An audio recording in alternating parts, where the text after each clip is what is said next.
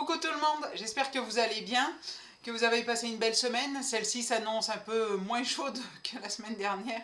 On va pouvoir respirer. Je voulais vous parler des pierres, continuer un peu ce que je vous disais dans les vidéos précédentes. Et en fait, eh bien, on va parler d'un sujet d'actualité puisque la rentrée des enfants, c'est la semaine prochaine. Alors, enfants, pré-ado pour le collège, adolescents pour le lycée. Et je vais vous parler de l'aménagement de la chambre. Alors bien sûr, je ne vais pas vous faire une analyse feng shui en 3 minutes de vidéo, hein, bien sûr. Je vais juste vous donner quelques conseils. L'enfant, puisque je faisais l'erreur, alors je l'ai rectifié, merci Karine d'en avoir parlé dans une interview à la radio. Euh, le, la chambre de l'enfant va être divisée en plusieurs pôles. Le pôle repos, le pôle jeu et le pôle devoir. Le pôle devoir, le bureau peut être face au mur et doit être face au mur pour justement que l'enfant soit dans le ici et maintenant et qu'il ait la tête à faire ses devoirs et pas la tête à faire des projets sur l'avenir. D'accord ? Ensuite, le pôle jeu, eh ben, c'est le pôle jeu, hein, voilà, avec l'essentiel c'est de faire circuler le chi, l'énergie vitale l'énergie vitale qui circule dans toute la maison, mais qui va circuler plus précisément dans cette pièce. Et puis le pôle repos, donc le lit, qui peut être un lit mezzanine, comme on en voit beaucoup maintenant pour gagner de la place et avoir le bureau en dessous, ou un lit normal,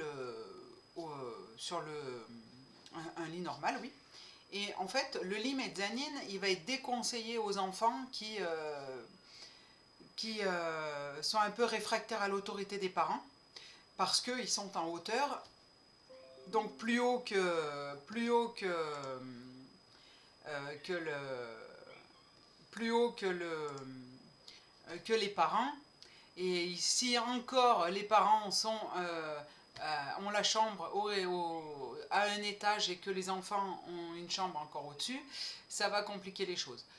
Alors voilà, et puis l'essentiel aussi, c'est qu'ils dorment face à la porte, à sa porte de chambre, pour se sentir protégé. Et éviter d'avoir la tête dans la fenêtre pour que les idées restent bien ancrées et ne partent pas par la fenêtre. Pour les lumières, pour les devoirs, on va avoir une lumière un peu plus stimulante, donc dans des tons assez peps.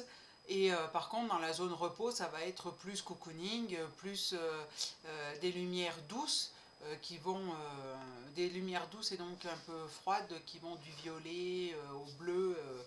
Et pour l'espace cocooning, pour le lit qui est un peu cocooning, des couvertures un peu moelleuses, une couette, voilà. L'essentiel, c'est de ne pas mettre des posters sur tous les murs des super-héros actuels. Alors, les super-héros, ce qu'il y a de bien, c'est qu'ils ont des vêtements colorés, et colorés avec les 5 éléments, hein, puisque je pense à Spider-Man qui est en rouge et bleu, je pense à Batman qui est en noir, donc là on aura déjà l'élément eau, l'élément feu, mais ça c'est plutôt dans la zone de jeu, vous voyez. On va éviter la zone de repos, la zone des devoirs avec des couleurs stimulantes comme ça, parce qu'il faut quand même être concentré sur ce qu'on fait pour pouvoir apprendre des choses et après les mettre en place. Voilà, ce sera tout pour cette vidéo. Je vous souhaite à tous une très belle rentrée. Et puis, si vous avez aimé cette vidéo, likez, partagez sur tous les réseaux.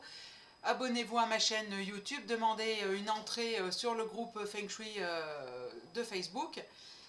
Et puis, si vous souhaitez un nettoyage énergétique, une expertise, un conseil, une question en Feng Shui, eh bien n'hésitez pas, laissez-moi un message à marilenallegre@gmail.com et je vous réponds dans les plus brefs délais. Merci, à bientôt.